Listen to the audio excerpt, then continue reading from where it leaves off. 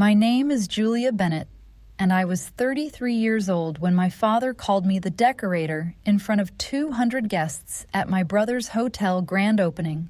Not architect, not project lead, not the woman whose license was stamped on every permit in the building, not the daughter who spent 18 months saving that place from rot mold, bad wiring, hurricane damage, unpaid contractors, and a bank loan my brother had no prayer of qualifying for on his own.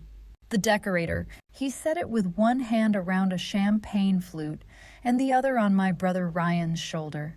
Every visionary needs someone to pick curtains, Dad laughed into the microphone. And our Julia has always had an eye for pretty things. The room laughed. My mother laughed too softly, nervously, because that is what she did when my father made something cruel sound charming.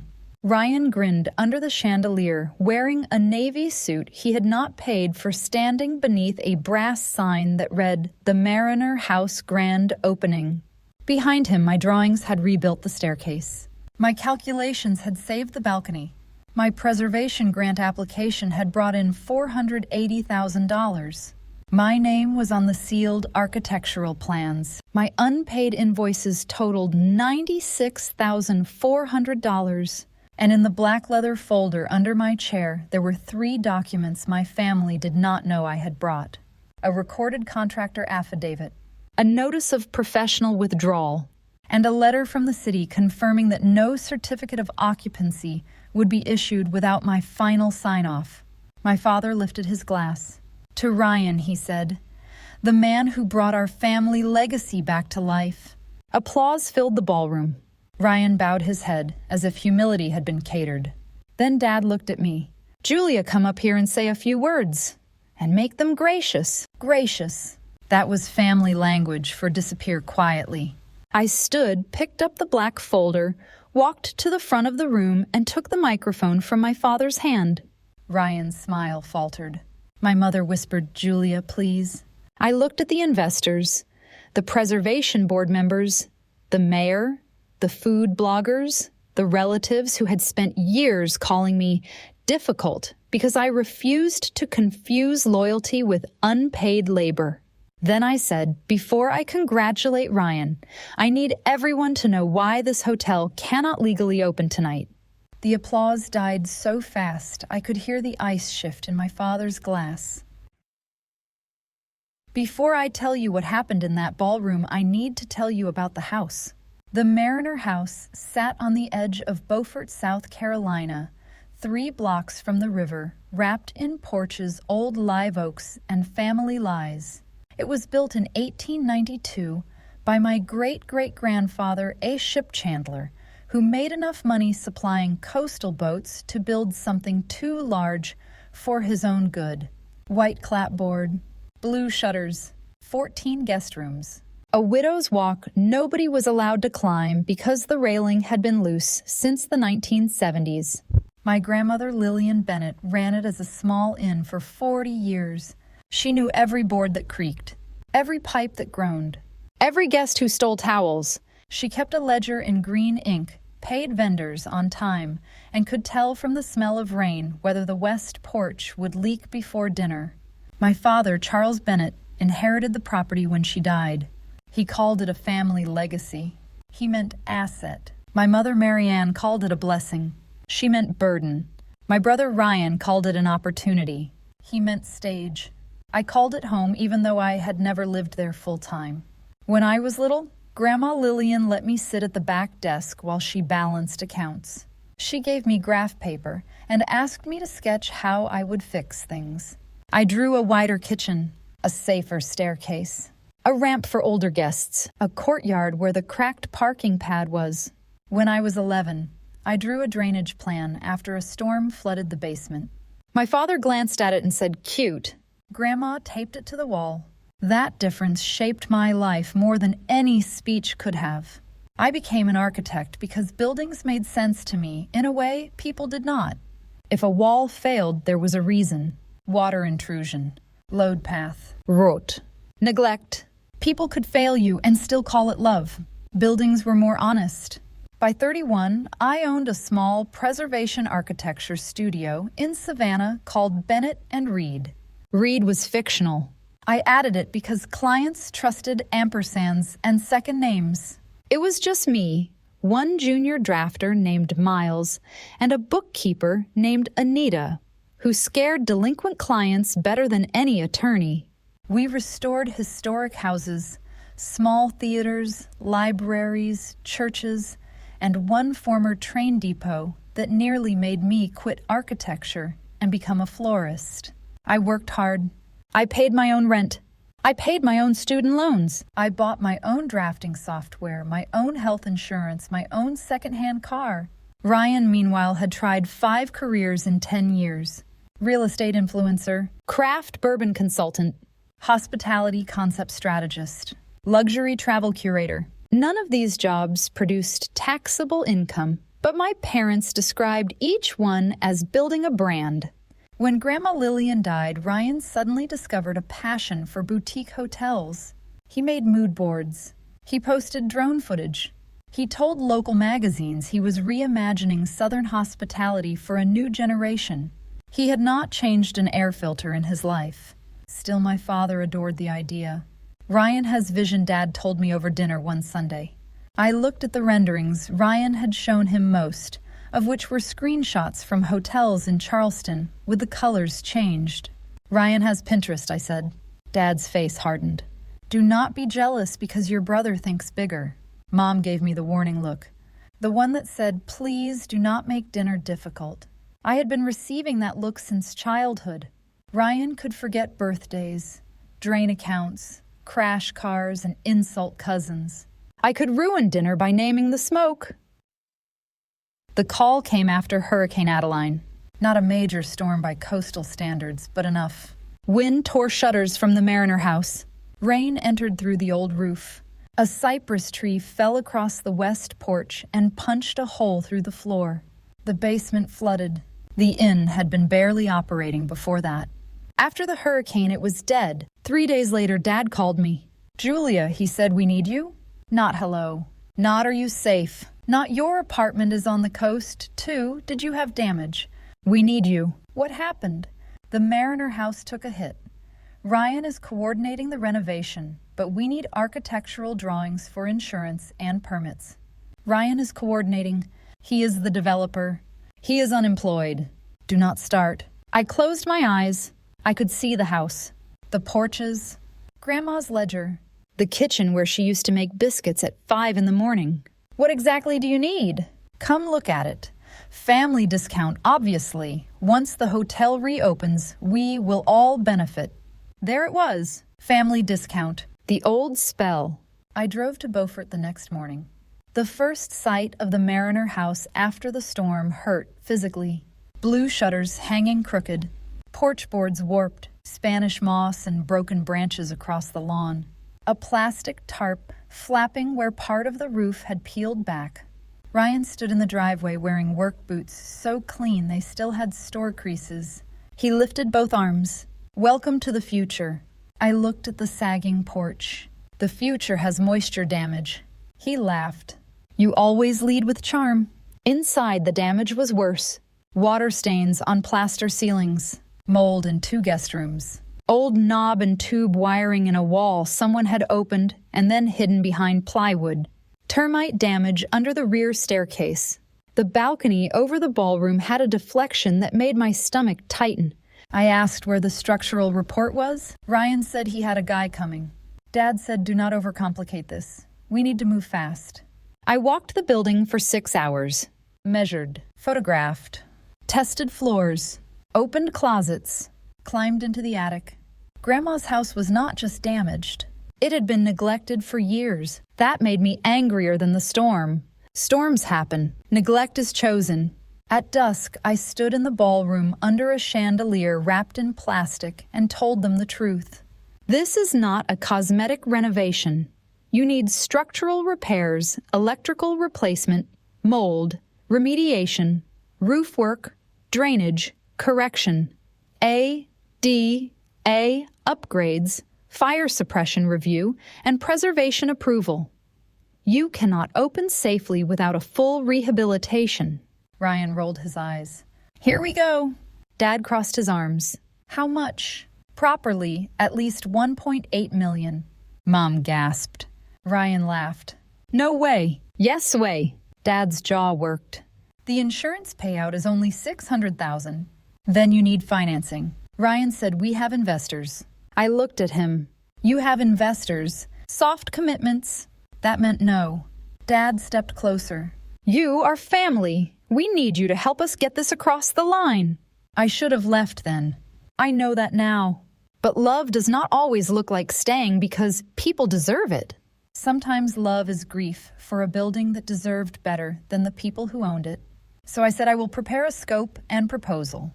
Dad smiled. No proposal, just help your brother. I looked at him. My license does not operate on vibes. Ryan laughed again. Dad did not. The proposal went out 1 week later. Full architectural services, existing conditions documentation, preservation review, permit drawings, construction administration, grant support, hourly cap, payment schedule, clear professional boundaries, intellectual property clause, withdrawal rights if unsafe substitutions were made or invoices went unpaid. I sent it to Dad, Ryan, and Mom. Dad called within 10 minutes. This is insulting. It is a contract. It is charging family. It is protecting my license. Your grandmother would be disappointed. That one hit. He knew it would. I looked at the photo of Grandma on my desk, standing on the Mariner house porch in a yellow raincoat, smiling like she had just won an argument with God. No, I said quietly. Grandma paid vendors. Dad hung up. 2 days later, Mom called. Her voice was soft, fragile, weaponized without realizing it. Julia, your father is under tremendous pressure. Ryan has put his whole heart into this. Can you please just make this easier? Mom, if I stamp drawings, I am legally responsible. But it is family. Buildings do not care whether negligence is related by blood. She sighed. You always make things sound so cold. I wanted to scream.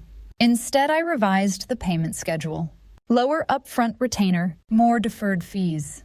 Still a contract. Still signed. Dad signed electronically at 11:48 p.m.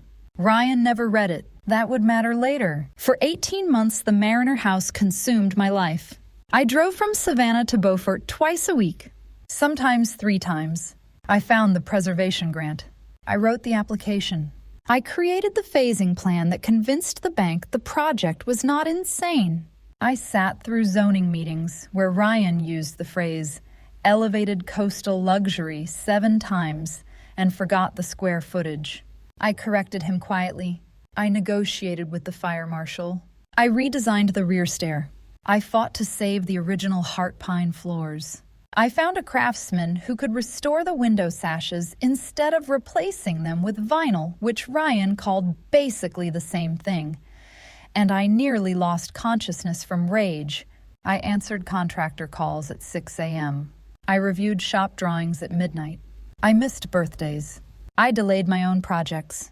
I covered payroll once when a client paid late because the Mariner house invoices were also late, and my father said reimbursement was coming after the next draw. Through all of it, Ryan posted photos. Ryan in a hard hat. Ryan holding rolled drawings upside down. Ryan pointing at walls. Ryan shaking hands with contractors whose names he did not remember. Captions like, "Building legacy from the studs up. Vision takes courage. Hospitality is in our blood." My name appeared nowhere. When people asked in comments who designed the renovation, he replied, "Family project." That meant me when labor was needed, him when credit arrived. The first serious problem came with the doors. Historic guest room doors in old buildings are complicated. Fire rating, preservation requirements, hardware, clearances. I had specified custom fire-rated wood doors that matched the original profiles. Expensive. Necessary? 3 weeks before installation, the contractor Miguel Arroyo called me. "Julia, did you approve alternate doors? Number." "Ryan says you did." My stomach tightened. "Send me photos." He did. The substitute doors were cheaper by almost 70%. Not properly rated. Wrong core. Wrong hardware prep. Wrong everything. I drove to Beaufort that afternoon. Ryan was in the ballroom with 2 investors and a photographer. I waited until they left, then handed him the specification sheet. What is this? Doors. Wrong doors. He exhaled dramatically. Julia, we have a budget. We also have a fire code. They look the same. They do not perform the same. You architects love making everything expensive. You developers love killing people with value engineering. His face darkened. You work for us. I work under a professional contract, and I will not certify a building with non-compliant life safety components. Dad entered halfway through the argument. Ryan immediately shifted tone. Dad, she is doing it again. Dad looked at me. Julia, find a compromise. The compromise is install the correct doors. The investors are coming next month. Then install them quickly. Dad lowered his voice. You are embarrassing your brother. I laughed once. Sharp. The building could fail inspection. You are catastrophizing. No, I am reading code. The doors were returned. For a week, Ryan stopped speaking to me. It was the most peaceful week of the project. Then came the balcony. The original ballroom balcony had been built for musicians, not 40 wedding guests holding cocktails and leaning on old railings. My structural engineer, Priya Nair, recommended reinforcement. Ryan called it overkill. Dad called it another invoice. Mom asked if we could just put a sign limiting capacity. I said if they wanted me to stamp the final documents, the balcony would be reinforced. It was. Ryan posted a photo afterward captioned, Sometimes leadership means making tough structural calls. I stared at the post for a full minute, then took a screenshot. By month 15, my unpaid invoices reached $74,000. By month 17, $89,000. Dad kept promising. After the construction loan closes, after the grant reimbursement, after opening weekend, after cash flow starts. I knew better. Anita, my bookkeeper, printed the aging report and placed it on my desk. You are letting them bleed us. I know. Because they are family. Because I am stupid. No, she said. Because you are grieving the grandmother who would have paid you before she paid herself. That sentence undid me. I cried in the office bathroom for 20 minutes. Then I filed a preliminary notice preserving my lien rights. I did not tell my family. Paperwork is quieter than shouting and often more useful. The grand opening was scheduled for June 14th. Ridiculous but possible if everything went perfectly. Everything did not. 2 weeks before opening, Miguel called again. His voice was low. You need to come. What happened? Not on the phone. I drove there before dawn. He met me behind the kitchen entrance holding a folder. Inside were receipts, photographs, and a signed statement. Ryan had ordered cheaper exterior fixtures and had his assistant alter a submittal cover sheet to make it look like my office had approved them. Worse, he had instructed a subcontractor to close a wall before a final electrical inspection. The subcontractor refused. Ryan threatened not to pay. Miguel documented everything. Why are you giving me this? I asked. He looked tired. Because I worked for your grandmother. She never cheated a tradesman. Your brother does. I drove back to Savannah with the folder on the passenger seat and fury sitting beside it like a person. That afternoon, I emailed Dad and Ryan. Subject: immediate compliance issues. Mariner House. I listed the unauthorized substitutions, the altered submittal, the unpaid invoices, the inspection risk. I wrote, until these issues are corrected and outstanding invoices are brought current, Bennett and Reed will not provide final certification occupancy support or professional sign-off. Dad called within 90 seconds. You are threatening us. I am notifying you. You cannot pull this days before opening. I can and I will if the building is not compliant. Do you understand what this will do to Ryan? Do you understand what a failed life safety inspection will do to guests? He said nothing. Then, you were always jealous of him. There it was. The lazy explanation.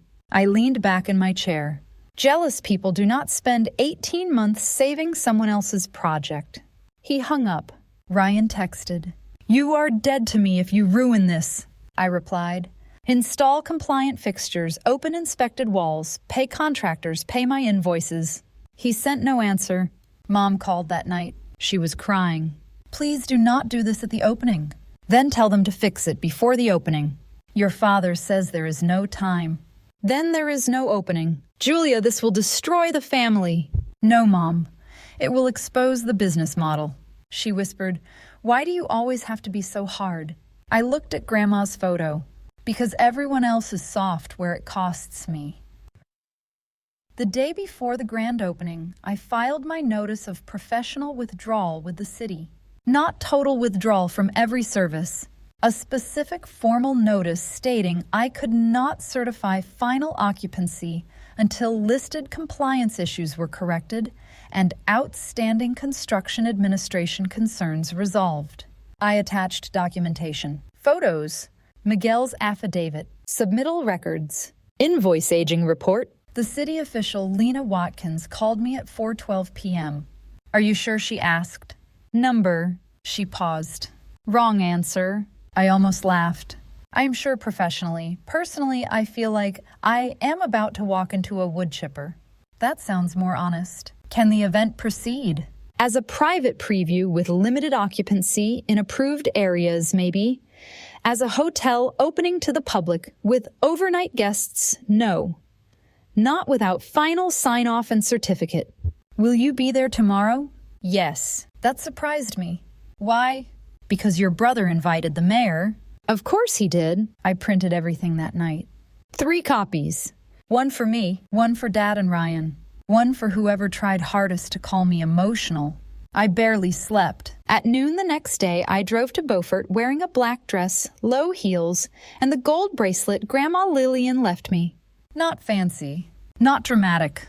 Armor. The Mariner house looked beautiful. That hurt too. Fresh white paint. Blue shutters restored. Porch lights glowing. Flowers and copper planters. The sign polished. People arriving in linen silk summer suits. Cameras. Champagne trays. Music drifting through open doors. For 1 second, I saw what it could have been. A real legacy. A building saved. A family healed by doing something honestly. Then Ryan appeared on the porch with a photographer laughing as if integrity were a minor permit issue. The fantasy ended. Inside, my name was nowhere. A program near the entrance listed Ryan Bennett, founder and creative director. Charles Bennett, managing partner. Mary Ann Bennett, hospitality advisor. Julia Bennett, design support. Design support. I took a program, folded it, put it in my folder. Receipts come in many fonts. Dad spotted me near the staircase. His eyes moved to the folder, then to my face. Julia, tonight is not the night. For what? For one of your episodes. I smiled. It felt strange on my face. Then behave. His expression hardened. You will not embarrass this family. Dad, I am the only reason the building is still standing. He leaned close. No, you are the reason Ryan is nervous on the biggest night of his life. I looked past him at the balcony I had reinforced. The staircase I had redesigned. The exit corridor Ryan had wanted to narrow for a bar cart. He should be nervous. At 7:45, the ballroom was full. Not legally full for hotel operation, but full enough for performance. 200 guests. Investors. Local officials. Family friends. Preservation board members. Contractors. A travel writer from Charleston. A food blogger who kept filming the canapes. The mayor stood near the fireplace. Lena Watkins from the city stood near the back, arms folded, expression unreadable. Miguel stood by the kitchen doors. Anita had driven from Savannah without telling me, and now stood beside Priya, my structural engineer. When I saw them, my throat tightened. Chosen witnesses matter. Dad tapped the microphone. The room quieted. He began with gratitude, community, legacy. Grandma Lillian's dream. His voice warmed on words he had not earned. Then he turned to Ryan. My son had a vision, he said. A bold, courageous vision. Where others saw damage, he saw possibility. Where others saw obstacles, he saw the future. Applause. Ryan placed a hand over his heart. I looked at Anita. She mouthed in voice. I almost laughed. Dad continued. Of course, every visionary needs support. Marianne has been tireless. Our investors believed. And Julia, a pause. He smiled at me. Julia helped with the design details. Paint curtains, all the pretty things that make a place feel warm. There it was, the decorator. The room laughed. A few people turned to smile at me, as if I should enjoy my little mention. I felt something inside me become perfectly still. Dad lifted his glass to Ryan, the man who brought our family legacy back to life. Applause. Then, because arrogance is rarely satisfied with one bite, he added, Julia, come up here and say a few words. And make them gracious. I stood. The folder felt heavy and exactly right. I walked through the tables, past cousins, past investors, past the portrait of Grandma Lillian they had placed near the bar, like a blessing. I touched the frame as I passed. Then I took the microphone. Thank you, I said. My voice carried clearly. Good acoustics. I had fixed that too. I had planned to stay quiet tonight. Dad's smile tightened. Ryan's eyes narrowed. But my father just described my 18 months of architectural work as helping with paint and curtains. So I need to correct the record. A small murmur. Mom's face went pale. I opened the folder. My name is Julia Bennett. I am a licensed architect and principal of Bennett and Reed Preservation Studio. My professional seal appears on the permit drawings for this rehabilitation. My office prepared the measured drawings, preservation submissions, code analysis, accessibility, upgrades, fire safety coordination, balcony, reinforcement plan, and grant application that brought $480,000 into this project. The room had gone silent, not shocked yet. Adjusting, I continued. My unpaid invoices total $96,400. That produced the first gasp. Ryan muttered, "This is insane." I turned a page. More importantly, unauthorized substitutions were made in life safety components. A submittal cover sheet was altered to suggest my approval where none was given. A subcontractor was pressured to close a wall before required inspection. Lena Watkins stepped forward slightly.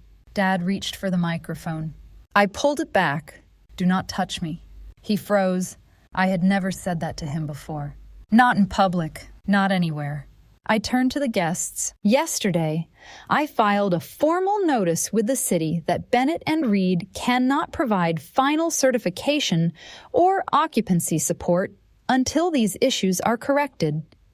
That means the Mariner House is not legally approved to operate as a hotel tonight. The room erupted. Questions. Chairs shifting. Someone near the bar said, "What?"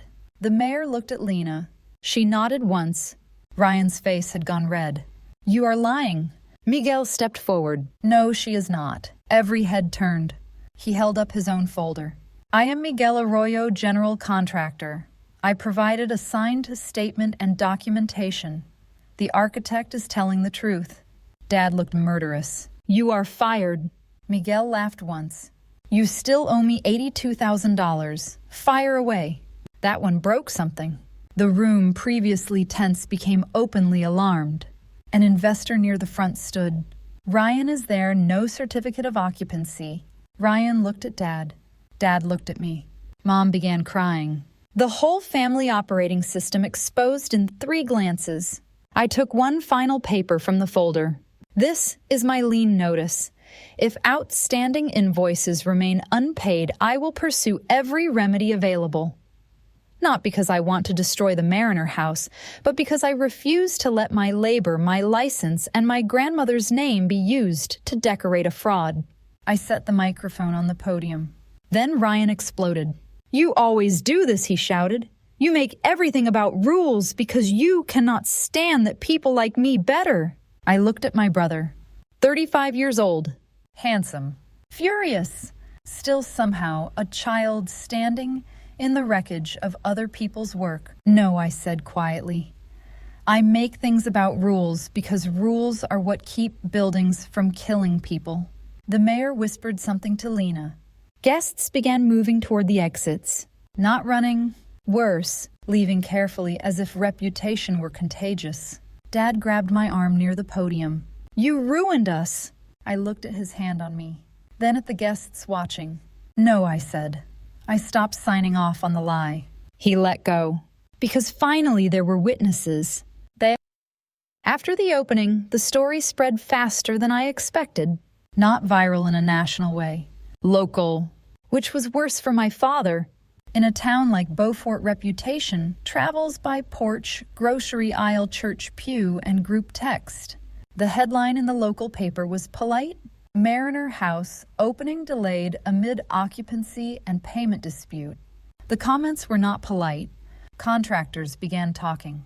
Vendors compared unpaid balances. The Preservation Board requested a review of grant compliance. The bank paused the final construction draw. Investors demanded documents Ryan did not have. Dad called me 19 times in 2 days. I answered none. Mom texted. "I know things were said, but did you have to humiliate Ryan publicly?" I replied. "He took credit publicly. I corrected the record publicly." She did not answer for a week. Then, "Your grandmother would be heartbroken." I wrote back. She would have paid Miguel. That ended the conversation. For a while. The legal side moved slowly. My attorney, Dana Whitaker, sent formal demand letters. Anita prepared the invoice file so thoroughly Dana said she wanted to hire her as a weapon. Miguel filed his own lien. 2 subcontractors followed. The bank forced a review. Ryan's investors pulled out. Without the final draw, the Mariner House could not complete required corrections. My father tried to blame me. Publicly, privately, creatively. He told relatives I had sabotaged the project because I wanted control. He told investors I was unstable. He told Mom I had always resented Ryan's charisma. Unfortunately for him, paperwork lacks interest in charisma. The contract was clear. The invoices were real. The altered submittal existed. The city had the notice. Miguel had the affidavit. Priya had the structural records. And I had every email. 3 months later, the family could not cover the debt. The bank moved toward foreclosure. That was when Mom called me, not crying this time. Just tired. "Julia," she said, "your father wants to sell." "To whom?" Silence. I understood. Number. "You have not even heard the offer." I have heard 33 years of offers from this family. They all cost me. This would save the house. No, this would save Dad from consequences. She said nothing. Then quietly, "Is there any way to save both?" That was the first honest question she had ever asked me. I did not answer immediately, because there was a way, but it would not look like forgiveness. It would look like boundaries, debt restructuring, legal separation, and my father losing control of the thing he had called legacy while treating it like a prop. So I said, maybe, but not with Ryan in charge, not with Dad managing money, not without independent oversight, and not unless every contractor is paid before $1 goes to family. Mom exhaled shakily. He will never agree. Then he will lose it. He almost did. Foreclosure pressure has a way of making proud men discover flexibility. The restructuring took 5 months. A nightmare of bank meetings, attorney calls, tax questions, family arguments, and my father insisting he would not be humiliated by his own daughter while sitting in rooms where his daughter was the only person with a workable plan. I did not buy the Mariner House outright.